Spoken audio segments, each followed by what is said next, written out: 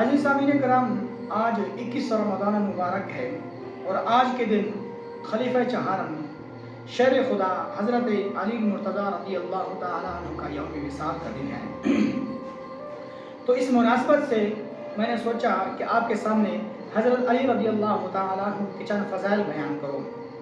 حضرت علی مرتضیٰ رضی اللہ تعالیٰ عنہ دین اسلام کی وہ عظیم شخصیت تھی کہ بچوں میں سب سے پہلے آپ نبی پاک علیہ السلام پر ایمان لائیں۔ زیادہ تر زندگی حضرت علی رضی اللہ تعالیٰ عنہ نے نبی پاک علیہ السلام کے ساتھ گزارے، چاہے وہ سفر میں ہو یا حضر میں ہو، جہاں بھی ہو حضرت علی رضی اللہ تعالیٰ عنہ نبی پاک علیہ السلام کے ساتھ رہے۔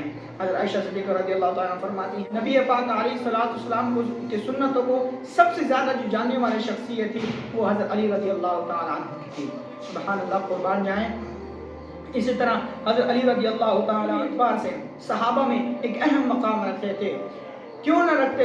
کیونکہ نبی پاک علیہ السلام نے آپ کے بارے میں ارشاد فرمایا، مدینۃ العلم وعلی بابها، یعنی میں علم کا گھر ہوں اور علی اس کا دروازہ ہے۔ اور ایک اور جگہ پر ارشاد فرمایا، انا دار الحکمت وعلی بابها، کہ میں حکمت کا گھر ہوں اور علی اس کا دروازہ ہے۔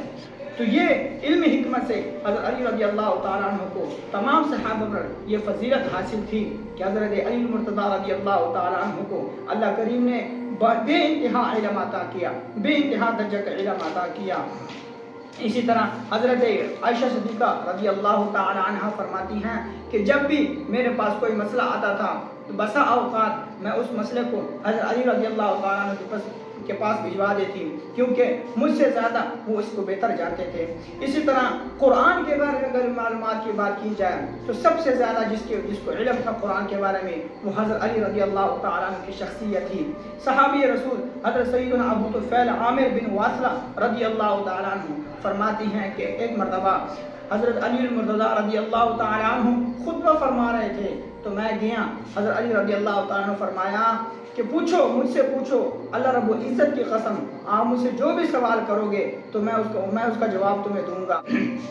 اور اسی طرح ایک تابعی ہیں بزرگ حضرت سیدنا سعید بن مسیب رحمۃ اللہ علیہ فرماتے ہیں کہ صحابہ میں حضرت علی رضی اللہ عنہ کی سوا کوئی بھی ایسا کہنے والا نہیں تھا کہ مجھ سے پوچھو میں آپ کو جواب دوں گا۔ کیوں؟ کیونکہ حضرت علی رضی اللہ تعالیٰ عنہ کے پاس انتہا درجہ کا علم تھا۔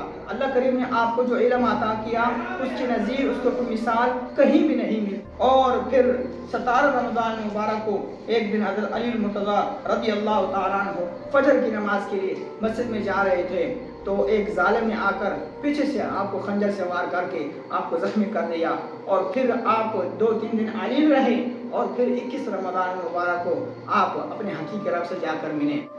تو یہ تھی چند فضائل حضرت علی رضی اللہ تعالیٰ عنہ کی۔